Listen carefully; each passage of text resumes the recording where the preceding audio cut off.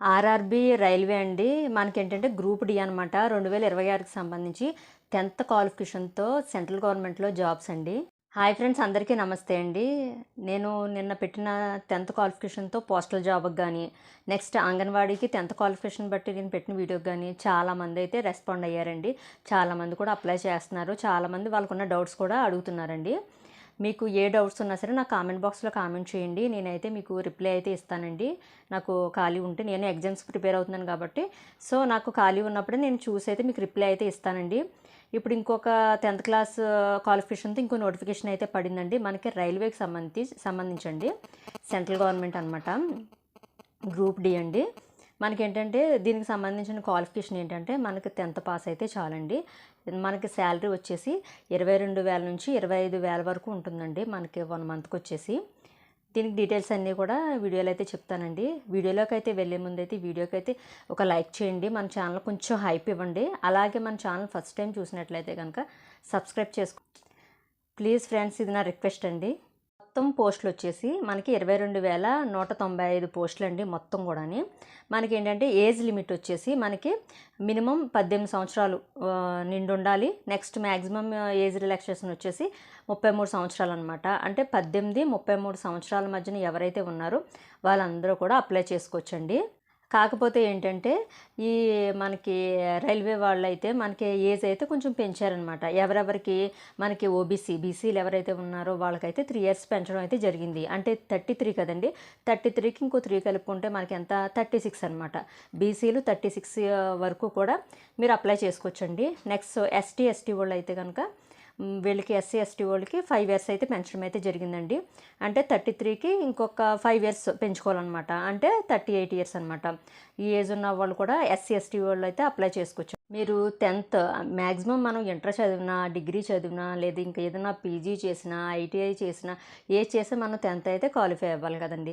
So మీరు 10th qualify ఉంటే చాలన్నమాట. ఇంకా ఇంకా ఎక్కువ మీకు క్వాలిఫికేషన్ ఉన్నా పర్వాలేదు. ఎందుకంటే ఇది సెంట్రల్ గవర్నమెంట్ కాబట్టి మీకు స్టార్టింగ్ శాలరీయే 22,000 నుంచి అయితే స్టార్ట్ అవుతుందండి. నెక్స్ట్ ఫీజు ఎంత? దీనికి అప్లికేషన్ ఫీజు వచ్చేసి ఫర్ జనరల్ ఓబీసీ వాళ్ళకైతే కనుక 500 అండి. నెక్స్ట్ ఎస్సీ, ఎస్టీ, ఈబీసీ వాళ్ళకి అంటే ఇంకా ఫీమేల్స్కి, వీళ్ళందరికీ, ట్రాన్స్జెండర్కి, వీళ్ళందరికీ కూడా 250 అనమాట. నెక్స్ట్ ఇదంతా కూడా మనం ఏంటంటే ఆన్లైన్లోనే రిజిస్ట్రేషన్ అనేది చేసుకోవాలండి. ఆన్లైన్ రిజిస్ట్రేషన్ స్టార్టింగ్ వచ్చేసి మనకి ఇంతకుముందు నెల అయిన జనవరి 31 నుంచి అయితే స్టార్ట్ అయిందండి. నెక్స్ట్ మార్చ్ 2 వరకు కూడా మనకి ఎండింగ్ టైం అనమాట. మార్చ్ 2వ తారీఖు వరకు కూడా ఉందండి. మేమే ఓన్గా అప్లై చేసుకుంటామంటే మన ఇండియన్ రైల్వేకి సంబంధించి ఒక వెబ్సైట్ అయితే ఉందండి, చెప్తున్నానండి. https indianrailway.government.inలోకి వెళ్ళి అయితే మీరుగా అప్లై చేసుకోవచ్చండి. నెక్స్ట్ సెలక్షన్ ప్రాసెస్ అంటే మనల్ని ఎలా సెలెక్ట్ చేస్తారనేది అయితే చెప్తున్నానండి. కంప్యూటర్ బేస్డ్ టెస్ట్ అండి. అంటే సిబిటి అంటే మన కంప్యూటర్ ఆల్రెడీ మీరు ఇప్పుడు జరిగే ఎగ్జామ్స్ అన్నీ కూడా మనకి కంప్యూటర్ బేస్డే జరుగుతున్నాయండి. ఎగ్జామ్ వచ్చేసి కంప్యూటర్ బేస్డ్ అండి. నెక్స్ట్ ఫిజికల్ ఎఫిషియన్సీ టెస్ట్ అంటే మనకి ఇన్ కేస్ ఒకవేళ రన్నింగ్ టైపు, స్పోర్ట్స్ టైపు ఉంటాయి కదండి, పోలీసులను ఎలా అయితే తీసుకుంటారో అలాగా ఫిజికల్ ఎఫిషియన్సీ టెస్టులు కూడా అయితే ఉంటాయండి. నెక్స్ట్ డాక్యుమెంట్ వెరిఫికేషన్, మనకి ఏ అయితే సర్టిఫికెట్స్ ఉన్నాయో అవన్నీ కూడా వెరిఫికేషన్ అయితే చేస్తారనమాట. అంటే ఏంటంటే మన 10th క్లాస్ క్వాలిఫికేషను, ఇంకా అదర్ క్వాలిఫికేషన్స్, నెక్స్ట్ ఇంకోటి ఏంటంటే మనకి క్యాస్ట్ ఇవన్నీ ఉన్నాయి కదండి, మన రిజర్వేషన్లోనే కదా తీసుకుంటారు ఇవన్నీ కూడా. సో మనది ఏ రిజర్వేషన్, ఇవన్నీ కూడా వెరిఫికేషన్ ఉంటాయి. Next medical examination, next health issues ఏమైనా ఉన్నాయా ఇవి కూడా చెక్ చేస్తారనమాట. శాలరీ ఆల్రెడీ చెప్పేశాను కదండి, 22,000 నుంచి 25,000 వరకు ఫర్ మంత్ అయితే మీకు అయితే రావడం అయితే జరుగుతుందనమాట. నెక్స్ట్ ఎవరికైనా ఇంట్రెస్ట్ ఉండి మాకు సెంట్రల్ గవర్నమెంట్లో జాబ్ కావాలి, మేము 10th చదివాము లేదా ఇంటరే చదివాము అనుకున్న వాళ్ళకి మంచి ఆపర్చునిటీ అండి.